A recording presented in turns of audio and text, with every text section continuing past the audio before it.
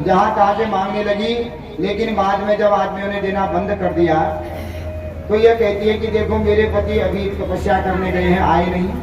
अगर ऐसा ही होगा तो हम तीनों मर जाएंगे। इससे बढ़िया तो यह है कि मैं अपने एक पुत्र को भेज देती हूँ और उस पुत्र के द्वारा जो धन प्राप्त होता है उसी से मैं अपना घर चला लूंगी कुछ दिन का। तो एक पुत्र के गले में रस्सी बांध करके जा रही है कि कोई मेरे पुत्र के ले लो, कोई मेरे पुत्र के ले लो। वो पुत्र बेचारा बड़ा रो रहा है कि माँ मुझे छोड़ो, माँ मुझे छोड़ो। लेकिन क्या करे, रोती हुई कह रही है अगर मैं तुझे नहीं बेचती हूँ तो तुम्हें खिलाने के लिए कुछ है नहीं, हम सब मर जाएंगे। कम से कम कोई धनवान तुझे लेगा तो तेरी भी प्राणों की रक्षा रहेगी और हम भी बच जाएंगे।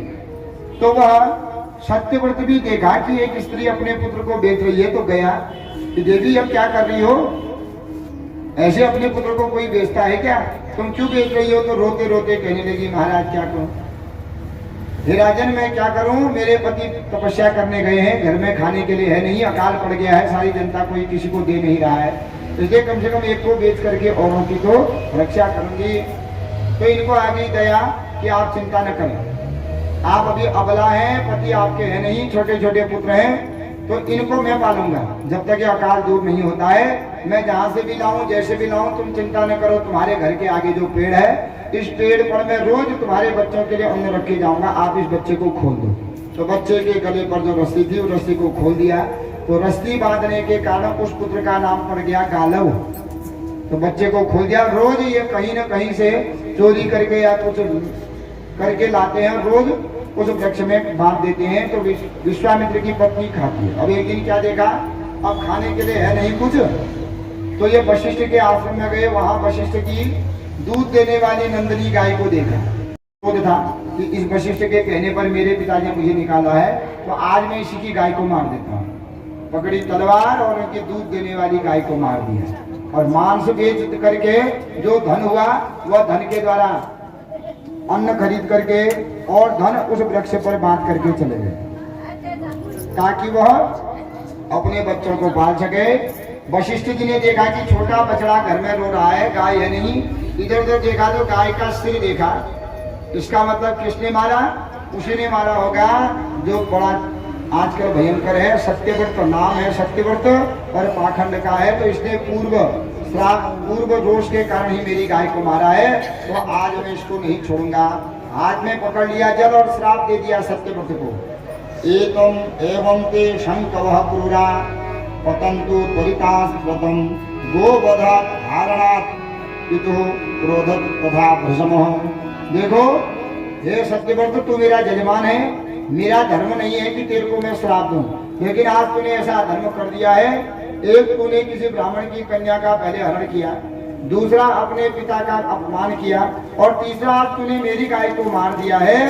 तो मैं तुझे श्राप देता हूँ कि तेरे शरीर पर 3 शंकु बन जावे, पाप के 3 चिन्ह बन जावे तेरे शरीर पर, और ऐसा बने कि जहाँ भी जावे सब तेरे को देख करके कहे ये त्रिशंकु है, यह पापी है, 3 पाप कर रखे इसके तेरे शरीर पर त्रिशंकु हो जावे और तू चांडाल योनि को प्राप्त हो जावे। तो वशिष्ठ के श्राप से इनके माथे पर 3 शंकु बन गए, रेखाएं बन गई, इसलिए इनका नाम क्या पड़ गया, त्रिशंकु पड़ गया है सत्यव्रत। चांडाल योनि को प्राप्त हो गए। तो किसी ब्राह्मण से इन्होंने क्या किया, ब्राह्मण के पुत्र से नवान मंत्र लिया और उस नवान मंत्र का नित्य दिन जप करते हैं। जब नवान मंत्र की कोई निश्चित अवधि पूर्ण हो गई, अब उसका दशांश हवन भी करना पड़ता है। हवन के लिए ब्राह्मणों के पास गए, तो ब्राह्मणों के पास ब्राह्मण से कहते हैं महाराज मैंने यज्ञ किया, जब किया है आप मेरे यज्ञ को पूर्ण कर दें। तो ब्राह्मण कहते हैं ठीक है हम कल आएंगे, तुम तैयारी करो। और अनेक प्रकार से जब यज्ञ आगे की तैयारी कर दी इन्होंने ब्राह्मणों ने, और ब्राह्मणों के कहने पर दूसरे दिन देखा है ब्राह्मण नहीं आए, शाम हो गई ब्राह्मण नहीं आए। ब्राह्मणों के घर गए, महाराज आप तो आने वाले थे। तो ब्राह्मण कहते हम नहीं आएंगे, क्यों, क्योंकि हमको वशिष्ठ जी आए हैं और कहा कि उसका यज्ञ मत करना, उसने गौ हत्या की है और गौ हत्या करने वाले के घर में जो यज्ञ करता है, जो अन्न पान खाता है, जो जल पीता है, उसको भी गौ हत्या लग जाती है। इसलिए हम तुम्हारी गौ हत्या को धारण नहीं करेंगे, इसलिए गौ हत्या महापाप है। अच्छा हम तो गौ हत्या ही कर देंगे घर में, बच्चा मार देना हमने। करते हैं ना, ये गौ हत्या सबसे बड़ी पाप है। गौ हत्या नहीं करनी चाहिए। जब तक तो थोड़ा दूध दीजिए, जानना पानी दीजिए, और 1-1.5 रुपया दिया और कोई ले गया वो बांट देता है। हम जानते हैं कि मारने के लिए ले जा रहा है, फिर भी हम गाय दे देते हैं, तो हम पापी हैं कि नहीं है। इसलिए जंगल में छोड़ दो, नहीं तो बहुत दूर ले जा करके जंगल में छोड़ दो, कम से कम खुली तो रहेगी। कहते बाघ खा लेगा, अपने आप करके अपना पेट तो बांट लेगी। जंगल में ले जा करके बांध देते हैं, कितना तड़प करके वो मरती होगी। तो जो गाय हमको स्वर्ग पहुंचाती है, वही गाय का हम लोग मारते हैं, तो हम स्वर्ग के अधिकारी होंगे क्या कभी? कभी नहीं होंगे। इसलिए गौ हत्या सबसे बड़ा है। तो गौ हत्या वाले का मुख देखने मात्र से मनुष्य को हत्या लग जाती है, गौ हत्या लग जाती है। गौ हत्या वाले के साथ बात करने मात्र से मनुष्य को गौ हत्या लग जाती है।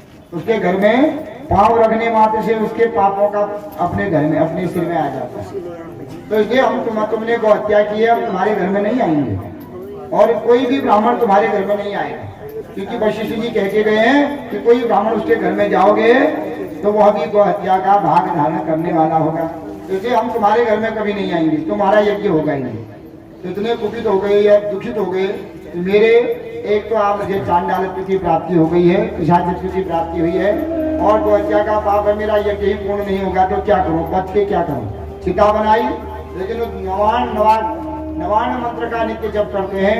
चिता तो बना दी, जैसे ही चिता में कूदने को तैयार हुए तो भगवती प्रकट हो गई इस शंभू के सामने। बेटा तू आज प्रायश्चित